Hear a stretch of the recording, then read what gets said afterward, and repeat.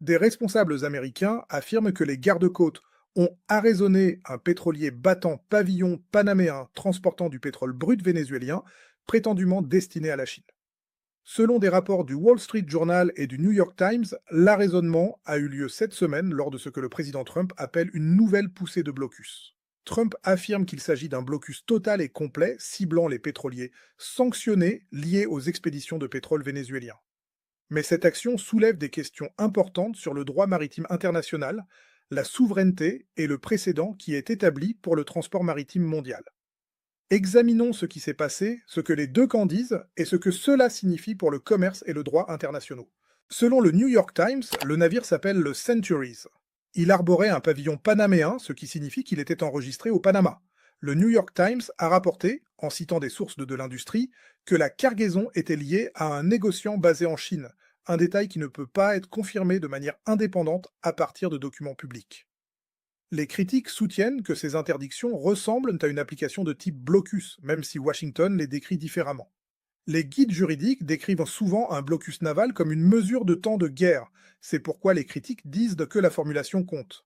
Voici où la situation devient juridiquement complexe. Les rapports indiquent que le Centuries n'était pas officiellement répertorié comme navire sanctionné au moment de l'arraisonnement. C'est un détail important. Les États-Unis ont précédemment saisi des navires qui figuraient sur leur liste de sanctions, des navires qui avaient été officiellement désignés comme interdits. Mais ce pétrolier n'était apparemment pas sur cette liste. Cela soulève des questions sur la base juridique de l'arraisonnement. Si un navire n'est pas sanctionné, en vertu de quelle autorité peut-il être arrêté et arraisonné dans les eaux internationales? Ce n'est pas la première saisie. Le 10 décembre, des agents américains ont arraisonné et saisi un pétrolier appelé le Skipper au large des côtes du Venezuela. Selon les responsables américains, ce navire avait été sanctionné pendant des années en raison de son implication dans ce que Washington appelle un réseau illicite de transport de pétrole. La saisie du Skipper a été effectuée en vertu d'un mandat de saisie. La base juridique était plus claire. Le navire était officiellement sanctionné. Mais le Centuries présente une situation différente. Il n'était apparemment pas sur les listes officielles de sanctions. Le cadre juridique de sa saisie est moins clair. Plusieurs rapports ont situé l'arraisonnement dans les eaux internationales près du Venezuela sans une seule coordonnée publique confirmée. Cela soulève des questions sur la juridiction. Si le navire se trouvait dans les eaux internationales, en vertu de quelle autorité les États-Unis peuvent-ils l'arraisonner? En vertu de la Convention des Nations Unies sur le droit de la mer, les navires dans les eaux internationales sont généralement soumis à la juridiction de leur État du pavillon, dans ce cas, le Panama. Les États-Unis ne sont pas partis à l'UNCLOS, mais beaucoup de ces principes sont considérés comme du droit international coutumier. Il existe des exceptions qui permettent l'arraisonnement dans les eaux internationales, comme la suspicion de piraterie, de traite des esclaves ou de navires apatrides. Les responsables américains n'ont pas publiquement exposé une seule théorie juridique claire. Ils le présentent comme une application de sanctions et une pression contre les stupéfiants. Les questions juridiques entourant ces saisies sont importantes. Premièrement, les États-Unis peuvent-ils arrêter et arraisonner des navires qui ne figurent pas sur leur liste de sanctions? Le Centuries n'était apparemment pas officiellement sanctionné. Quelle est la base juridique de sa saisie? Deuxièmement, les États-Unis ont-ils compétence dans les eaux des Caraïbes pour appliquer leurs sanctions nationales contre des navires battant pavillon d'autres pays? Troisièmement, que signifie blocus total en termes juridiques? Les guides juridiques décrivent souvent un blocus naval comme une mesure de temps de guerre. Cela nécessite-t-il une autorisation de l'ONU? Les responsables américains n'ont pas publiquement exposé une seule théorie juridique claire. Ils le présentent comme une application de sanctions et une pression contre les stupéfiants. Le New York Times a rapporté, citant des sources de l'industrie, que la cargaison était liée à un négociant basé en Chine ayant l'habitude d'acheminer du pétrole brut vénézuélien vers des raffineries chinoises. Ce détail ne peut pas être confirmé de manière indépendante à partir de documents publics. La Chine est un importateur majeur de pétrole. Le Venezuela possède certaines des plus grandes réserves prouvées de pétrole au monde.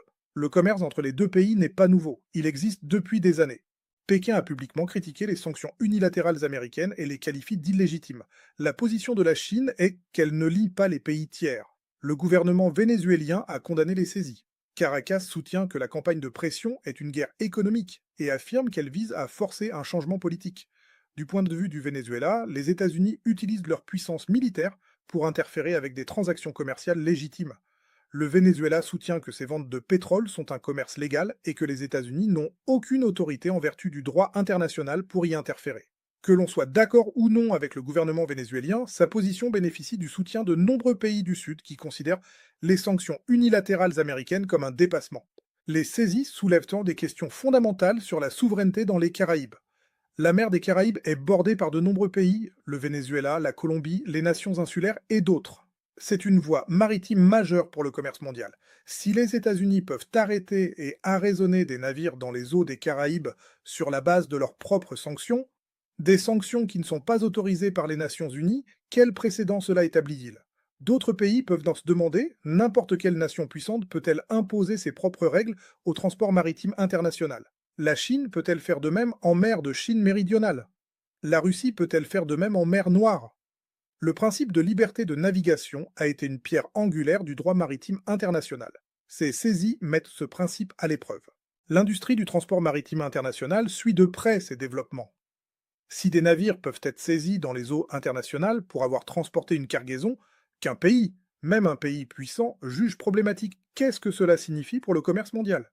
Les compagnies maritimes doivent maintenant se demander: mon navire pourrait-il être arrêté? Ma cargaison pourrait-elle être saisie? Suis-je en danger si je transporte des marchandises que les États-Unis désapprouvent, même si ces marchandises sont légales en vertu du droit international et des lois de mon État du pavillon?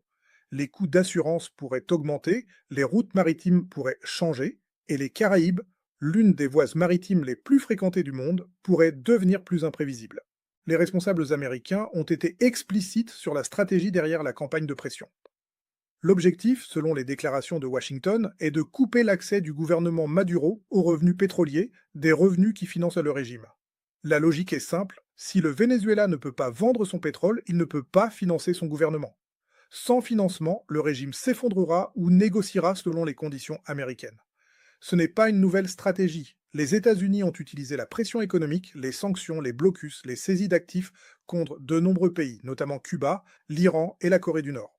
Les critiques soutiennent que cette stratégie cause des souffrances parmi les gens ordinaires, tout en échouant souvent à réaliser un changement de régime. Ce qui est notable dans la saisie du Centuries, c'est qu'elle semble aller au-delà des listes de sanctions officielles. Si les États-Unis saisissent maintenant des navires qui ne sont pas officiellement répertoriés comme sanctionnés, cela représente une expansion de la portée de l'application.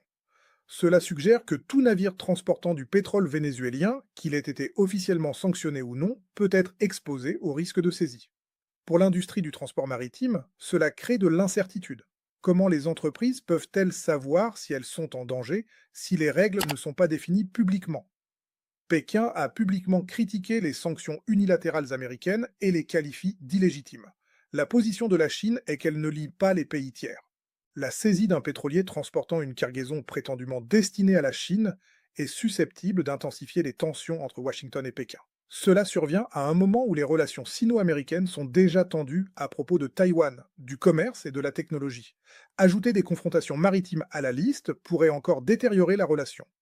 Le Venezuela n'est pas isolé. Il a des relations avec la Russie, l'Iran et la Chine, des pays que les États-Unis considèrent comme des adversaires. La Russie a des investissements dans l'industrie pétrolière vénézuélienne. L'Iran a aidé le Venezuela à échapper aux sanctions dans le passé. La Chine est un acheteur majeur de pétrole brut vénézuélien. Les États-Unis ont longtemps été un champion de la liberté de navigation, le principe selon lequel les navires peuvent transiter par les eaux internationales sans interférence.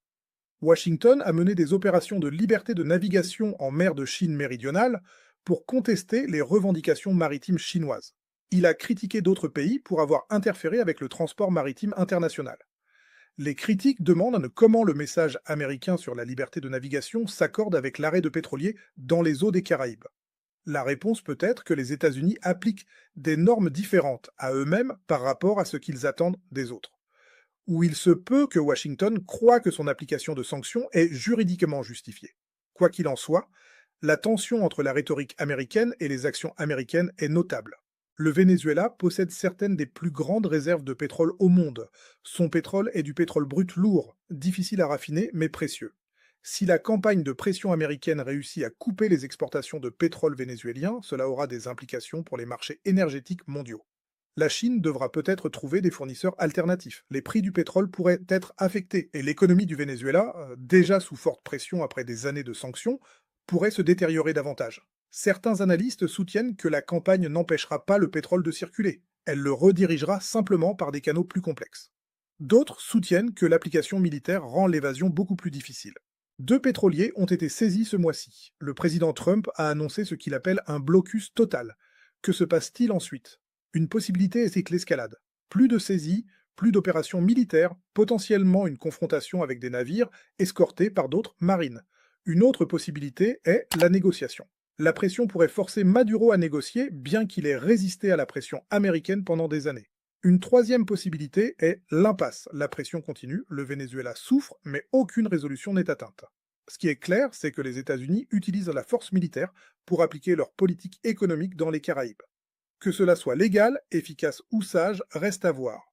D'un point de vue, il s'agit d'une action décisive contre un gouvernement que Washington accuse d'inonder les États-Unis de fentanyl et de voler du pétrole à des entreprises américaines. D'un autre point de vue, il s'agit d'un pays puissant utilisant son armée pour imposer sa volonté de manière que les critiques disent violer le droit international. La vérité peut contenir des éléments des deux, mais quelle que soit la perspective, le précédent qui est établi mérite une attention particulière. Les critiques demandent: si les États-Unis peuvent appliquer des opérations de type blocus contre le Venezuela aujourd'hui, qu'est-ce qui empêche d'autres puissances de faire de même demain? C'est la question que la communauté internationale doit considérer alors que ces événements continuent de se dérouler. Alors, selon vous, s'agit-il d'une application légitime des sanctions ou d'un blocus illégal qui menace le droit maritime international? Partagez votre analyse dans les commentaires, votre avis est essentiel pour alimenter le débat. Si cette vidéo vous a aidé à mieux comprendre les enjeux, pensez à liker, à vous abonner et à activer la cloche pour ne rien manquer des prochaines analyses.